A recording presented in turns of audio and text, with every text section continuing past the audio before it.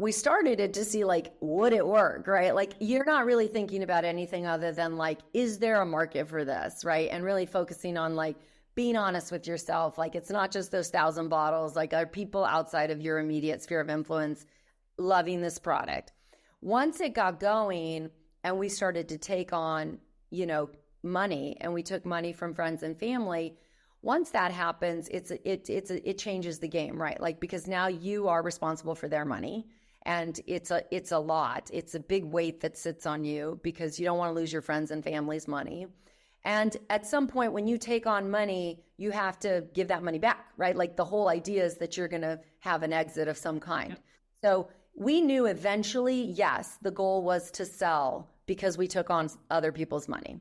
So that was the goal. We did not know, there was no like, oh, we got to do this in 3 years. Like, we just thought once we get to the point where it makes sense to sell the company, we will sell the company. And if the, if the offer makes sense and all of that makes sense, then we'll do it. But I think once you take on outside investment, you that's the whole idea, is you're going to return that investment plus something. I sometimes think taking in friends and family money is harder than taking in institutional dollars. For sure, because these are your friends and family. You don't want to let them down. Family, and you're like, I do not want to let you down. I want to deliver a great return. You're betting on me, and it's just there's also like all of the family dynamics of that is like, it's very, very, very interesting. I've spoken to a lot of people who've done that. So okay, so you start in 2019, you get a shit ton of traction. You're going, you hit it. We're there. I imagine you start getting approached pretty early. Talk to me about when you first started getting approached and what that experience was like for you. Yeah. So once we started, again, we really built this brand in the chains. And the thing about that is that the chains have tracking, right? They have Nielsen. So once you start to hit the leaderboard, and we very quickly rose in the leaderboard, right? Like we didn't invent the category of flavored tequila. I just think we perfected it. Like we really brought a premium flavored spirit to the market, right? And it's infused, and that's really what makes the difference with 21 Seeds. And so, the product really delivered on the consumer's expectation of how it was going to taste. And I think oftentimes, you see these products and they look delicious and all of that and say they're better for you, whatever. And then you taste them and you're like, ooh, they don't taste anything like what I thought. And in our case, it was the opposite. Like the beautiful labels, like our labels have, orange and grapefruit and cucumber jalapeno on the label. And it's very pretty and it looks delicious. And then when you taste it, you get what you expect. So our consumers became ambassadors like immediately. And so we really rose very quickly to, on the leaderboard. And also our consumer was drinking us like wine, right? Like instead of drinking us like a spirit, which was once in a while, you might have a margarita, say, our consumer was drinking us in a spritz, just like I was drinking it. All the time. It makes sense with the calories too, like everything you think about wine and how you feel when you're drinking it, like the switch to that makes complete sense. You drink it entirely differently than you would a traditional spirit. Exactly. So for that reason, we started selling a lot in the chains, right? And we started to rise on the leaderboard. And then once that happens, the big guys across the board, and, we ended up selling the brand to Diageo, but they were not the only buyer that came knocking on our door. They all are like, wait a minute, what is this brand? That's like now the number one flavored tequila, right? Like it's moving so quickly. And so that happened probably, almost maybe 18 months after we launched. That kind of started happening. And, at first we weren't ready. Like we didn't feel like we were in a position where we were ready to sell the brand.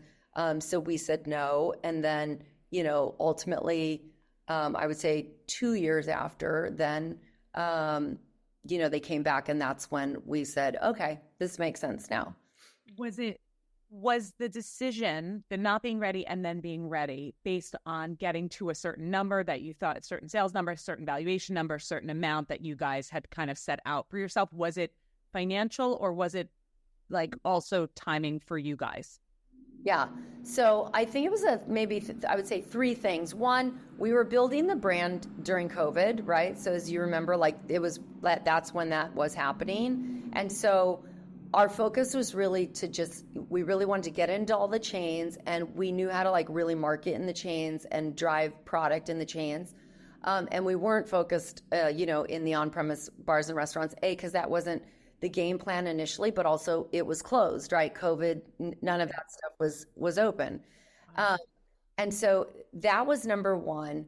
Number two, was we really had a game plan that we were executing on that chain business, and we pretty much were driving to get into all the chains, which we did ultimately, right? And then at that point, ultimately when we sold, we were in the majority of the chains that we were in, and we had sort of started doing our marketing in those chains in a way that we hoped would then continue on, because it was also a little bit different than, say, the big guys, how they do things in the chains.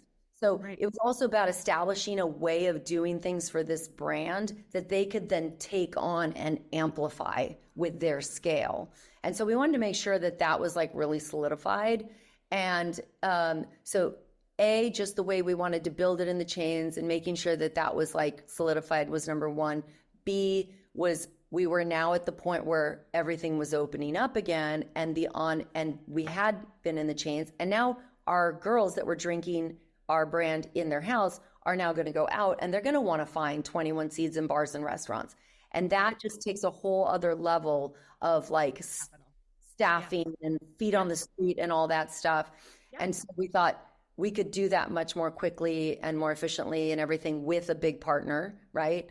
And then number three, the price that they finally came to us with, they were like, it's great when you say no to somebody, they want it probably more. And so we were finally getting, like what we thought was what the company should be, what the value of the company should be. So it was a combination of those three things. And so at that point, we're like, okay, this feels like the right time to sell now. Okay, so I totally get it. So COVID starts to end. We're like, okay, if we're going to invest, that's a totally different marketing strategy. It's extremely expensive. We don't know. We're hitting at this number. We're going. We're 3 years in and we're ready. Did you run a process, or did they just come to you in the end? Yeah, so we did not run a process. Like there were, people came to us, and we basically, ultimately part of the reason, we chose Diageo was one, they were the biggest, in tequila, right? Like they were the biggest house in tequila. So we thought they would be able to, they know how to grow tequila.